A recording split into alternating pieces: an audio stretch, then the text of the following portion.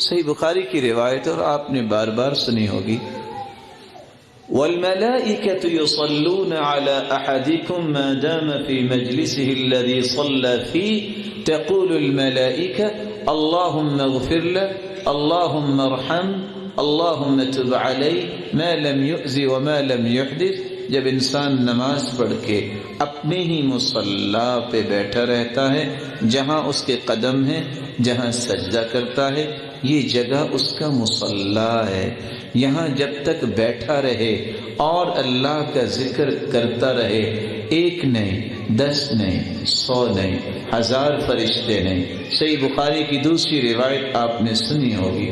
حتی یملأ ما بین السماء والارض، اللہ تعالیٰ کے اتنے نورانی فرشتے آ جاتے ہیں کہ زمین و آسمان کا خلا بھر جاتا ہے، اور وہ 3 دعائیں اس شخص کے لیے کرنے لگ جاتے ہیں جو نماز پڑھنے کے بعد اپنی جگہ پہ بیٹھ کے ذکر کرتا ہے۔ دعائیں کون سی ہیں؟ اللہم اغفر لہ، اللہم ارحم، اللہم تب علیہ، یا اللہ اسے معاف کر دے، اے میرے مالک ان کے اوپر رحمت کا نزول فرما، اے اللہ ان کی توبہ کو قبول فرما۔ دیانت داری سے بتائیے، خربوں کی تعداد میں فرشتے جس ہستی کے لیے یہ 3 دعائیں کریں اور وہ دعا اللہ قبول بھی فرما لے، اس سے بڑا بھی کوئی سعادت مند ہے؟ اور حدیث سے کہتی ہے، من قرأ آیت الکرسی دبر کل صلاة لم يمنعه من دخول الجنة الا ان يموت، جو فرض نماز کے بعد آیت الکرسی پڑھ لیتا ہے، اس کے اور جنت کے درمیان ایک پردہ حائل ہے، وہ موت کا پردہ ہے، جس دن آنکھیں بند ہوگی یہ جنتی مہمان ہوگا۔ اور حدیث کیا کہتی ہے؟ من سبح اللہ 33 وحمد اللہ 33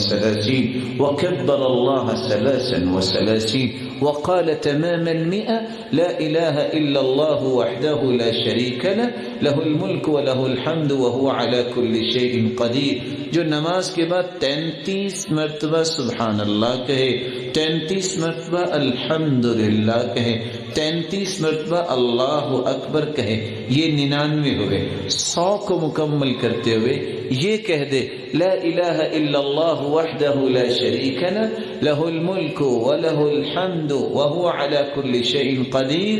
غفرت له ذنوبه وإن كانت مثل زبد البحر،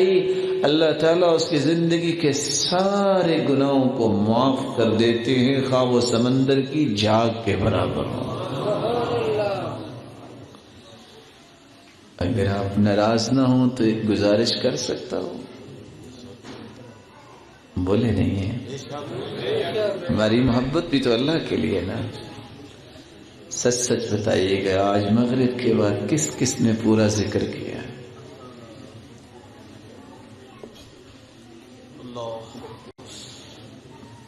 پھر سنیے،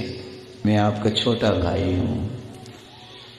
اور کسی کے لیے بیٹے کی حیثیت رکھتا ہوں، ہو سکتا ہے کہ مجھ سے بھی کچھ چھوٹا ہو، لیکن ایک گزارش کروں گا، زندگی کے اندر اگر آپ کو لذت چاہیے، خوشی چاہیے، صبح شام کی اذکار اور نماز کے بعد کی اذکار کو کبھی نہ چھوڑیے۔ اور حیرانگی کی بات ہے آج جادو ٹونا اور پتہ نہیں کیا کچھ ہو جاتا ہے، اور اللہ کے رسول صلی اللہ علیہ وسلم کے صحابی کہتے ہیں، عقبہ بن عامر، امرنی رسول اللہ صلی اللہ علیہ وسلم ان اقرأ المعوذتین بعد کل صلاة، ہر نماز کے بعد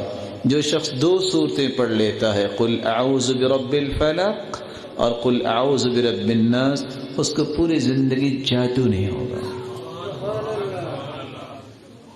ویسے پہلے تو میں ایسے ہی کیا کرتا ہوں، اگر خطیب محترم اجازت دے دیں تو آج بھی مشورہ ان سے کر لو جی۔ میرا جی چاہتا ہے کہ بات پکی کرنے کے لیے، جو میرا بھائی بھول گئے نا، وَمَا سُمِّيَ الْإِنسَانُ إِلَّا لِنَسْيِهِ، عبداللہ ابن عباس کی روایت ہے، انسان کو انسان اس لیے کہتے ہیں یہ بھول جاتا ہے، تو آپ بھی بھول گئے، میرا بھی جی چاہتا ہے میں استغفار کرتا ہوں، جن کا ذکر رہ گیا ہے وہ ذکر مکمل کر لیں، باقی گفتگو آپ کے ذکر مکمل کرنے کے بعد 3 منٹ کے بعد ہم انشاءاللہ آپ کو گفتگو سنائیں گے۔ خاموشی سے جس کا ذکر نہیں ہو سکا وہ اپنا ذکر مکمل کرے، اور جو کر چکے ہیں وہ استغفار کر لیں۔ حدیث سن لیں، من قال استغفر الله ربي من كل ذنب واتوب اليه 3 غفر له ذنوبه وان كان فارا من الزحف۔ جو بندہ 3 مرتبہ کہہ دیتا ہے استغفر اللہ ربی من کل ذنب واتوب الیہ، اگر وہ میدان جہاد سے بھی بھاگا ہو، حالانکہ وہاں غضب لے کے بندہ بھاگتا ہے، اللہ اس کو بھی معاف کر دیتے ہیں۔ اور اگر بندہ یہ دعا صبح پڑھ لے، اللہم انت ربی لا الہ الا انت خلقتنی وانا عبدک وانا على عهدك ووعدك ما استطعت اعوذ بك من شر ما صنعت ابوء لك بنعمتك علي وابوء بذنبي فاغفر لي فانه لا يغفر الذنوب الا انت، یقین کر کے صبح پڑھ لے، شام تک موت آ جائے جنتی ہے۔ اور شام کو یقین کر کے پڑھ لے، صبح تک موت آ جائے یہ شخص جنتی ہے۔ امام ابن تیمیہ رحمۃ اللہ علیہ جب نماز پڑھتے تو کوئی ان سے مصافحہ کرتا، نماز پڑھنے کے بعد